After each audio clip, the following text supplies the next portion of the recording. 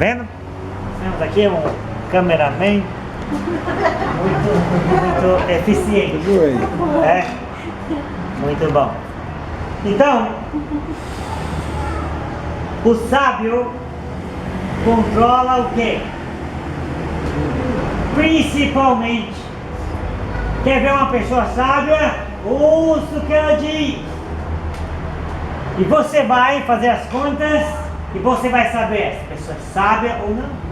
O sábio controla a sua língua o tempo todo e vai adquirindo cada vez mais habilidade em se expressar corretamente.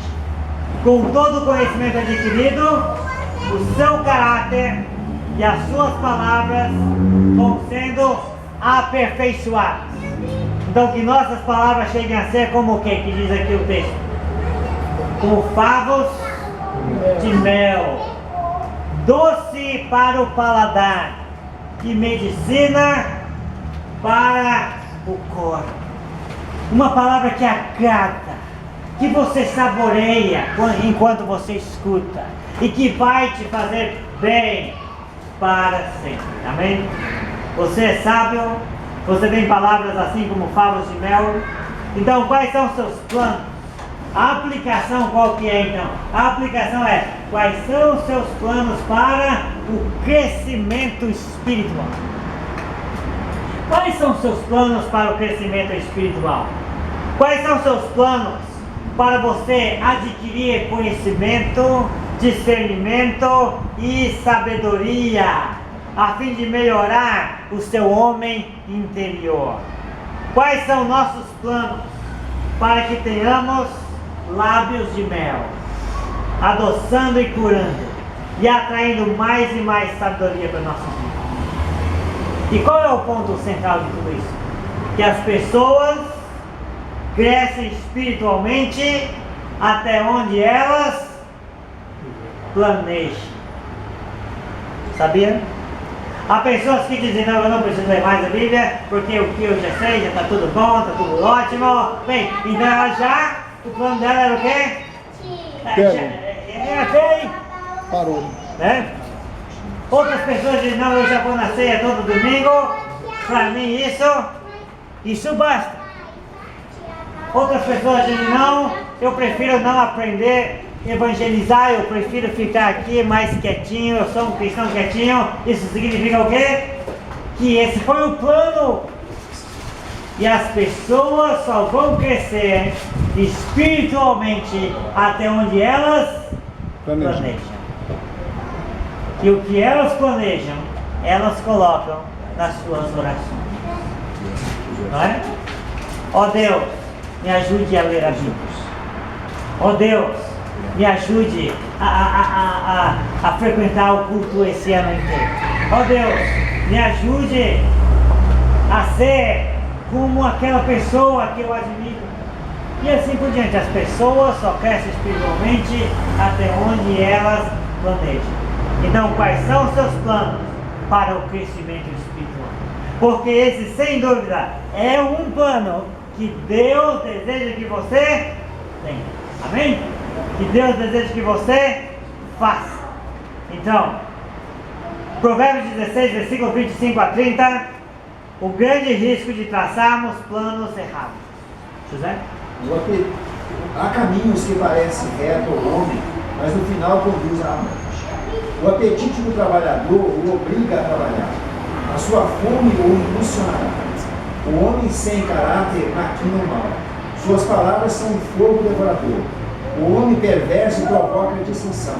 E o que espalha boatos afasta bons amigos. O violento recruta o seu próximo e o leva por um caminho ruim. Quem pisca os olhos planeja o mal. Quem franze os lábios já vai praticar. O cabelo grisalho é uma coroa de esplendor e se obtém mediante uma vida justa. Tá bom. Até o 30 ali. Tá ótimo. Então o grande risco de quê? De traçarmos planos errados. O versículo 25 não contradiz o versículo 1. O versículo 1 diz que o homem pode fazer planos, mas a resposta certa dos lábios vem do Senhor. O versículo 25 diz que há caminho que ao homem parece direito, mas no final resulta em morte. Está vendo? Então o versículo 25 não contradiz o versículo 1, mas salienta o quê? Que em geral estaremos mais por conta do nosso livre-arbítrio, de modo que Deus não interfere 100% e o tempo todo em nossas escolhas. O homem deve prestar atenção no caminho que escolhe, procurando sempre pela vontade de Deus, pois a percepção humana é limitadíssima quanto ao seu futuro. Por exemplo, uma escolha boa para nós hoje pode gerar muitas consequências ruins dali a alguns anos. Concorda? Há caminho que ao homem parece direito, mas ao final dá em morte. Lembra Ló? Quando ele se separou de Abrão, ele tomou a melhor decisão naquele dia. Aos seus olhos era a melhor decisão, mas no final resultou em morte. Lembra Davi em casa? No tempo em que os reis saíam para a guerra, Davi achou que a melhor decisão seria o quê? Ficar em casa, curtindo umas férias. Aí o pecado entrou, ele adulterou, mentiu e matou. Em uma semana, quase. Tá vendo?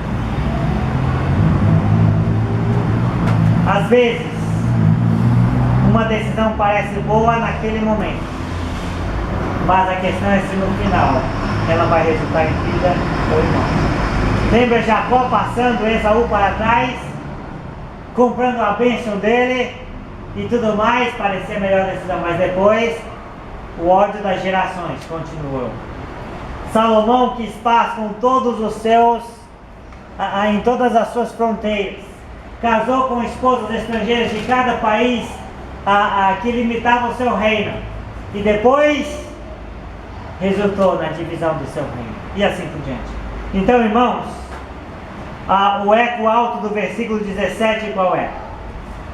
Versículo 17: que o caminho do sábio é desviar-se do mal, amém? E preservar a sua vida com as decisões que faz. Então o trabalho, por exemplo, não é uma opção trabalhar, é uma necessidade a fim de suprir a necessidade de sobrevivência. O caminho de não trabalhar ou a preguiça resultará em quê? Em morte. Parece que é a melhor coisa a fazer, né? Vamos esperar um pouco mais, mas no final pode resultar em morte. Os versículos 27 até o 30 falam daqueles que fizeram planos destrutivos, planos que no fim darão errado. Quem são os que tramam projetos bons só aos seus olhos? O homem depravado, o homem perverso, o difamador, o homem violento e o que maquina o mal em sua mente. Esse tipo de gente busca as coisas erradas, usam a boca para arrasar os outros, por onde andam discutem com os outros, fazem fofoca, caluniam, estão prontos para envolver outros nos seus planos maus e não se cansam de inventar confusões. E tudo isso vai dar onde? A morte. A morte. São projetos errados. Todo projeto de vida que envolva o mal, no final, não é projeto de vida. É projeto de quê? É projeto de morte, só dá em morte. Então a aplicação é necessário que Deus permita que os homens executem seus planos errados. É necessário que Deus permita que os homens executem seus planos errados, para que Deus não seja acusado de ditador da história ou de manipulador inquestionável. Através dessa permissão que Deus dá dos homens fazerem seus planos errados, através dessa permissão, Deus permite que cada pessoa mostre quem realmente ela é. Se eu quero fazer uma coisa errada e Deus não permite, Ele não pode me condenar. Mas se Ele permite e eu faço errado, quando Ele me condena, Ele é justo. Fica evidente que eu devia ser condenado. Então é necessário que Deus permita que os homens executem seus planos errados, para que Ele não seja acusado de ditador da história e nem de manipulador intencionado. Quando Ele nos permite traçar planos errados, é para que Ele seja visto justo na sua declaração de juízo sobre nós. Então as nossas escolhas devem parecer direitas aos olhos de quem? Aos olhos de Deus, antes de parecer certa aos nossos próprios olhos, para que nós não tracemos o caminho errado. Então, conclusão e desafio, versículo 31 a 33, José. O cabelo grisalho é uma coroa de esplendor. Se obtém mediante uma vida justa. Melhor é o homem paciente do que o guerreiro mais valente. Melhor é o homem paciente do que o guerreiro. Mais vale controlar o seu espírito do que conquistar uma cidade. A sorte é lançada no colo, mas a decisão vem do Senhor. Note bem que o último versículo mostra para nós qual é o tema do capítulo. Conclusão e desafio: Deus planeja para nós. Amém? Você planeja, mas Deus também planeja. Você planeja, mas às vezes Deus planeja outras coisas. Quando você sente que seus planos se frustraram, pense como um sábio. Deus teve outros planos. Amém? Amém. Deus teve outros planos. Então, quando envelhecermos mais, que tenhamos projetado andar todos os dias em qual caminho? No caminho da justiça. Um velho só é honrado com a cabeleira branca se o histórico dele foi projetado no caminho da justiça. Que cada decisão tenhamos sido longânimos. Porque onde é que as pessoas costumam tomar decisões? Quando elas estão agitadas, aí elas tomam decisão. Quando elas estão nervosas, aí elas tomam uma decisão. Passou tempo sem tomar decisão, aí ficou bravo, aí tomou uma decisão. Mas tome a decisão de não tomar decisão quando você não tiver paciência para decidir certo. Amém? Que em cada decisão tenhamos sido durante a vida longânimos, capazes de dominar o nosso espírito dentro da sabedoria, que não se arrepende, que não se lamenta quando olha os anos que ficou para trás. Amém? A cada manhã precisamos nos curvar ante a soberania de quem? De Deus. No passado, os israelitas lançavam em sortes para que soubessem qual era a decisão divina sobre uma questão. Podia ser uma partilha de terra, podia ser um julgamento sobre uma questão, podia ser uma escolha a ser feita. Depois disso, depois que eles lançavam a sorte e mostrava qual decisão procedia de Deus, depois disso, ninguém mais questionava. Ninguém mais brigava. Ninguém mais reclamava ou emitia opinião contrária. Amém? Amém. Hoje, não lançamos em sorte mais. Contudo, do Senhor procede toda decisão. Vamos deixar Deus decidir se nossos planos irão avante. Amém? Depois, nada de questionar, nada de brigar, nada de insistir, nada de reclamar, nada de ficar emitindo opinião contrária o tempo todo. Se a decisão dele já foi tomada, então está decidido. O sábio para terminar. Depois, logo terminando a pregação, vamos direto para a ceia com o sábio não é uma pessoa frustrada, amém? Se você é uma pessoa frustrada, você ainda não chegou na sabedoria. O sábio não é uma pessoa frustrada consigo mesmo ou com o seu destino.